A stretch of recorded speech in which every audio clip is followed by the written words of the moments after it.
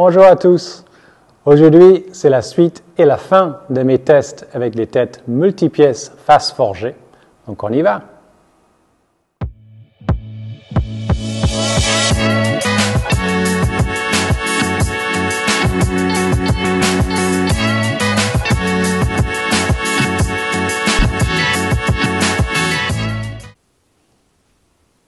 Donc voici les 5 têtes de cette semaine.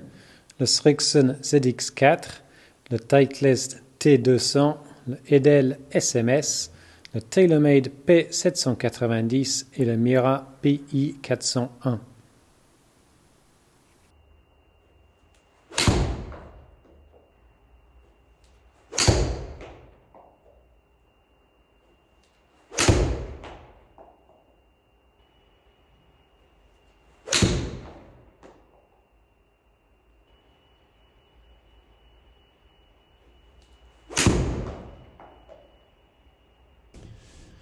Donc avant qu'on regarde les résultats, on va juste jeter un coup d'œil rapide sur les spécifications de ces 5 fer-sets.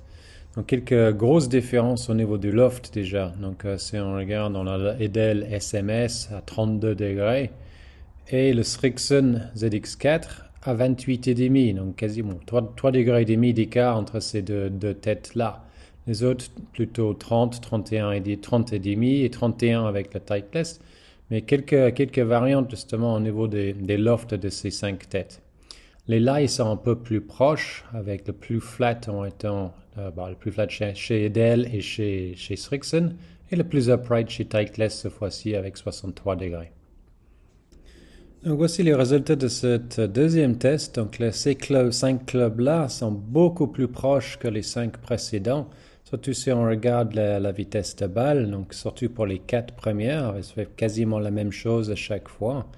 Il y a le Srixon, le dernier club, donc un peu plus de vitesse de balle, mais n'oublions pas que c'était également celui qui avait le moins de loft, donc à 28,5.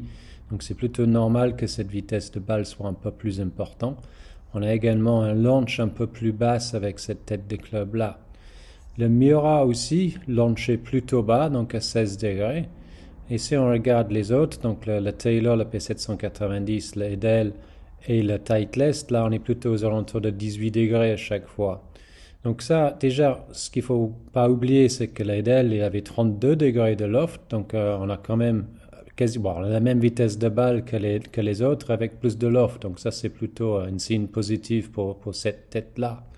Mais déjà, par rapport aux différents types de joueurs, un joueur qui a tendance à monter un peu beaucoup la balle, qui manque un peu de vitesse de balle, là, le Srixon, ça c'est le type de club qui va vraiment correspondre, justement par rapport à son loft, ça va naturellement baisser cet angle de décollage et augmenter la vitesse de balle. Le Miura aussi, ça va nous baisser un petit peu. Et dans l'autre sens, ceux qui ont du mal à monter un peu plus la balle, le Taylor, l'Edel et le Titleist vont clairement aider la trajectoire à monter un peu plus tout en gardant la vitesse de balle. Au niveau du spin, donc toujours dans la même problématique qu'avec les autres clubs, ce type de club a vraiment tendance à diminuer le spin, donc c'est très bon pour la distance, mais c'est un peu moins bien pour le contrôle. Donc ça, si j'étais avec ces clubs-là, je serais vraiment à la recherche d'augmenter un peu ce spin-là. Et après, au niveau du carry, les 4 premières, comme je disais, vraiment très similaires. Et forcément, le Srixon un peu plus loin, justement par rapport à cette vitesse de balle. Et le spin un peu plus bas, donc forcément un peu plus de distance totale. Mais comme je disais, un peu trop d'écart entre là où le balle tombe et là où elle termine.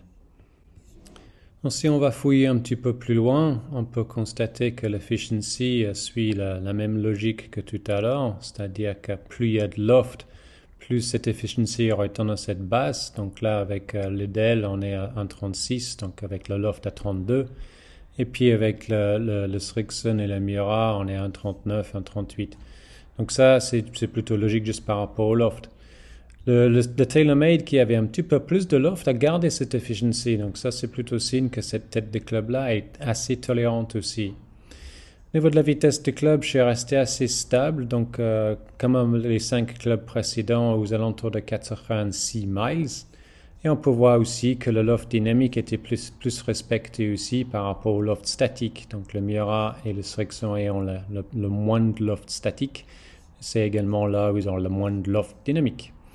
L'ail était plutôt similaire, l'angle de la face était plutôt similaire, quelques petites différences au niveau du chemin et surtout une petite différence au niveau de l'angle d'attaque. Donc avec le Srixon, là où j'avais les trajectoires les plus basses, peut-être que mon angle d'attaque était un peu moins descendant, justement pour essayer de contrer cette trajectoire basse. Donc pour résumer, avec toutes ces données, j'ai décidé de créer 4 catégories. La vitesse de balle, le launch spin, la distance et les sensations touchées. Dans la catégorie vitesse de balle, le podium, c'est Mizuno en tête, l'MP225, suivi du Cobra Forge Tech, suivi du Srixon ZX4 MK2. Dans la catégorie launch et spin, j'ai 2 ex-aequo. J'ai le Ping i525 et le Wilson D9 Forged, mais on pourrait également parler de Callaway Apex, le TaylorMade P790, la Edel et le Titleist T200. Mais les deux qui ont eu le meilleur launch et spin pour moi, c'est-à-dire un angle de décollage convenable avec un spin plus ou moins élevé, c'était plutôt donc le Ping et le Wilson. Dans la catégorie distance, c'est relativement simple, c'est Srixon ZX4, mais il ne faut pas non plus oublier que c'était celui qui avait le moins de loft, donc à 28,5. Mais en tout cas, les distances étaient le plus important avec cette tête-là. Et dans la catégorie toucher sensation, j'ai un podium avec Mizuno en tête, l'MP225, suivi de Edel SMS, suivi de Srixon ZX4. Toucher avec le Mizuno a été vraiment très plaisant, très bonne sensation. C'était pas du tout clinquant, ça faisait pas un bruit trop aigu. Également avec l'Edel, assez sympa comme sensation.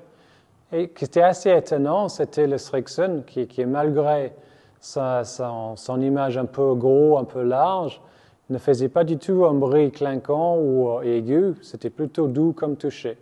En tout cas, podium avec Mizuno en tête, suivi de Edel, suivi de Srixon. Donc je pense qu'on peut surtout constater avec tous ces résultats qu'il n'y a pas vraiment de mauvais club dans tout ça. Il y a des choses qui m'ont plu plus ou moins, le toucher, la sensation, le visuel. C'est clair que le visuel, j'ai préféré le T200, il était un peu plus fin au niveau du look, mais le bruit me plaisait beaucoup moins. Le Mizuno, c'était peut-être le meilleur compromis pour moi, juste par rapport au toucher et look. Mais dans tous les cas, avec ce club-là, il faudrait que j'arrive à créer un angle de décollage un peu plus important et un spin un peu plus important. Tous ces clubs-là sont plutôt faits pour gagner un peu en distance tout en ayant un club relativement fin, relativement beau en look, avec un peu plus de toucher. Donc tout dépend de ce qu'on recherche. Si on veut vraiment gagner en distance et baisser l'angle de décollage, c'est plutôt vers Srixon. Si on le veut un peu plus haute, ce serait plutôt vers la Titleist ou le TaylorMade.